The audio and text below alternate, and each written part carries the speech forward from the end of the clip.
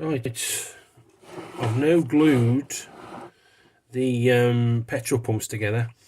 I just ran the glue all the way around. There was a couple of tabs and holes inside, so I lined them up perfect. Now for height wise, they are about 2.5 inches tall.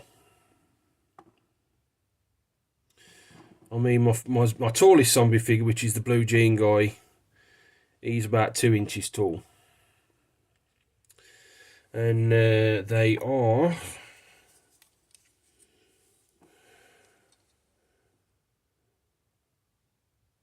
about 35mm long, and they are the widest 20mm wide. But yeah, they're not looking too bad. And that's the perfect scale as well, because if you've ever been to a petrol station, which most of you have, including me, you know that that's about the right size, that is. And like I said, your petrol pump, the actual nozzles, they go in there. And then the cord, I don't know if the camera's going to pick it up. There's 2 little holes there for the cords. But yeah, not too bad at all. There's a bit of a seam issue, but nothing that can't be dealt with, just a bit of sanding all the way around. But yeah, they went together really easy. I used my electrical insulation tape to glue them all together, and I can now do the sanding and get these ready for primer. But yeah, not looking too bad at all.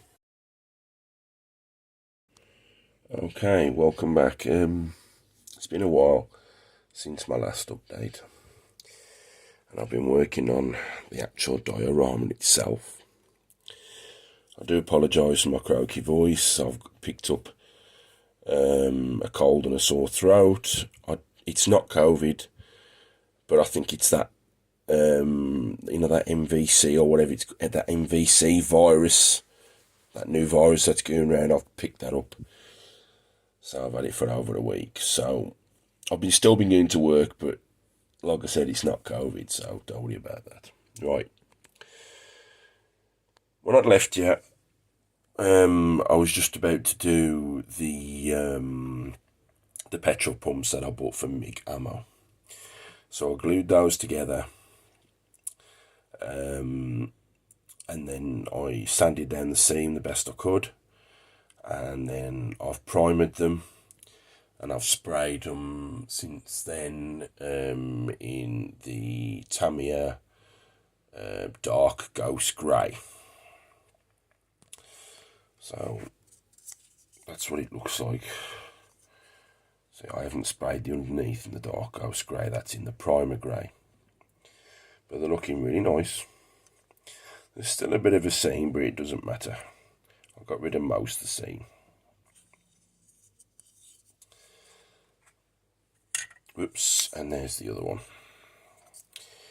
Now, right, I'll just knock that out of the bloody what's name, get back in there, you bloody thing, that's it. Right. So, if you remember from the decals, I've made some of my own. So, using the decals on the sheet as a guide, I scan them into my computer, and using paint, I've managed to get the dollar ones, but you only get one. You get $1, £1, and then the rest from the other countries. You only get one per what's the name. So what I've done is I've just printed off the dollar one 4 times, one for each side of the pump itself, and then using the BP one as a guide, I've made it slightly smaller than the BP one, and I've made it in Enco. And I've looked on the picture from Resident Evil Extinction. It's actually like a rectangular shape, and it goes on the top. But like I said, my gas pumps are different, so I've had to do it to make my gas pump stamp. So there's my decals that I've printed off. I've still got to seal those, by the way. So putting them back over there.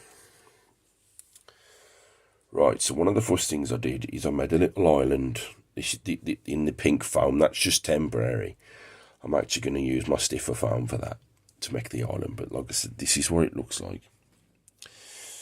And I got some skewers that my wife did with the chicken, and I was going to use these to hold that apart, because in there one end, and it pushes in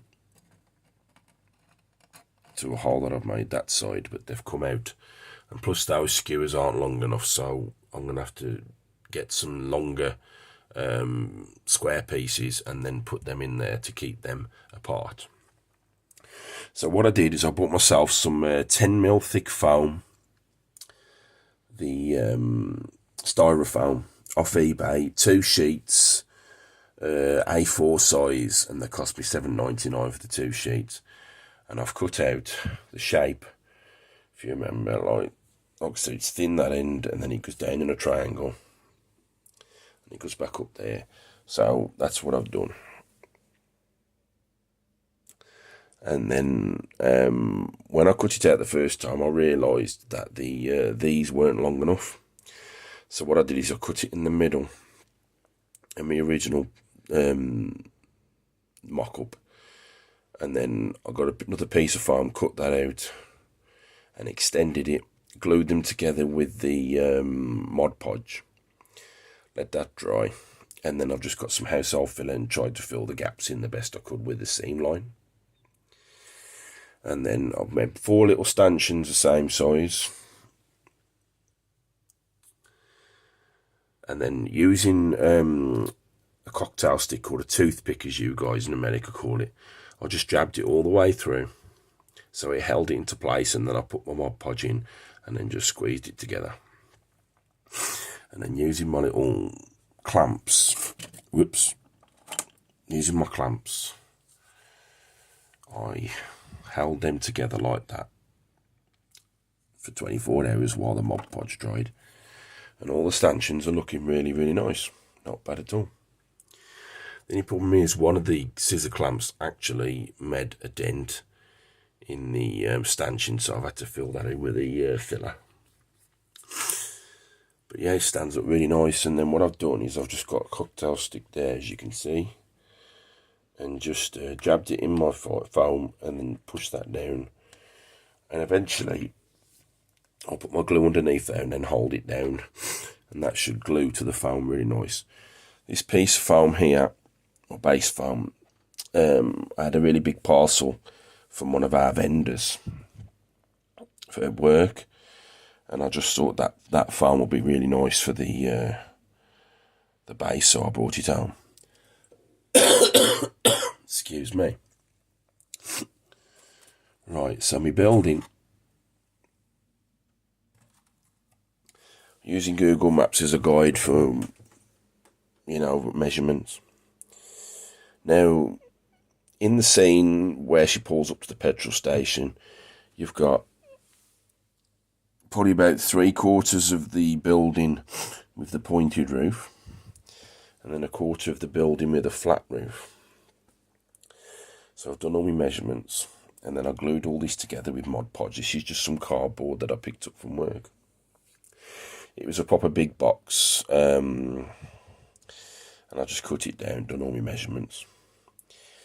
And then I've done my 3/4 of the building with the pointed roof, and I've done some middle ones because I bought some corrugated card from Hobbycraft, which will represent the tin roof, the tin corrugated roof. And I'm just going to put it over there and then put it over there. I'm going to do a flat roof there. And then eventually, what I did is I just glued all this together with Mod Podge. I put a clamp here and I put a clamp here. And then the rest of it all is just tape, which I haven't took off yet. But that's going to represent my building. So I'm probably going to put the door about here. The shop door. And then there's like a window. That'll go there. And then whatever it used to be before, there's like a bricked up window here. So I'll probably, figure out how to do the brickwork for that. I might even try and do some vending machines of my own with a foam. And I'll put them, a couple of those there. But the building is not looking too bad now. Width-wise, lengthwise, it is 27 centimetres long. and I think it was 10 mil wide, 10 centimetres wide. There you go, 10 centimetres wide. But yeah, it's not looking too bad. It's an L56 box. And then putting that back there like that.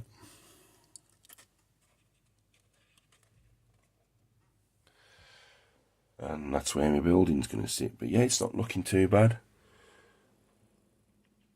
I do apologise for the lengthy video, but that's what I've done so far. But it's taking shape slowly, the diorama is, even though it's, you know, it's not long been started. So that's where I'm sitting at the moment. Right, welcome back. You could probably tell that my voice is sounding a hell of a lot better. I've had this thing for 2 weeks now, and while I'm feeling a hell of a lot better, there's still a bit of croakiness in my voice, and I can't shift it. So just to let you know, everybody, I'm all right. Don't worry about me. Right, so I've put my Enco and the sale readout decals on now. Now, when I printed these off on the last update, you probably noticed these were fully white on the Enco lettering. That one's still quite white. But I can assure you they were fully white when I printed them off. So I sealed them with my 3 coats of lacquer, let them dry left them for a couple of days, and then I put them down. I used my microset to put them down. But I don't know if the camera's picking up. You can see that on this side, the Enco lettering, it's not white as much as that one is. It's actually gone like a weathered, battered, browny, blacky white. I don't know if the white decal paper actually doesn't like microset or microsol. It doesn't say on the instructions with the paper. So I laid them down with my microset and then left them overnight to dry. And then when I got back from work, I applied a coat of microsol, let that dry. And I don't know why the lettering has gone like that. On the readouts, then perfectly fine. And on that decal, it's fine. In trouble is, you can see that crack in there. Because as I was putting the decal down, it cracked on me for some strange reason. So turning these round, the actual browning and where the pig, I don't know what's happened, where the pigment, if the pigment's got into the white, I don't know. But on this one, and that one, it's a bit more, not as white. It looks weathered and battered. I actually quite like this though. But I'm just a bit concerned when I do decals for my other models and I want the white lettering. I don't know what's going on. But like I said, on the readout, it's perfectly fine. So after the microsol dried, I then sealed them with some clear satin. And these are now dry. So what I'm going to be doing now is I'm going to be painting the top boxes in black. I'm going to paint the bottom boxes with the Enco logos on. They're going to be painted black. And the actual, I don't know what you want to call the box where the petrol pumps plug into, I'm going to be leaving them in the grey. But yeah, even though that's happened, I actually quite like it. So I'm going to paint these boxes now, and then we'll see how they look once they're dry.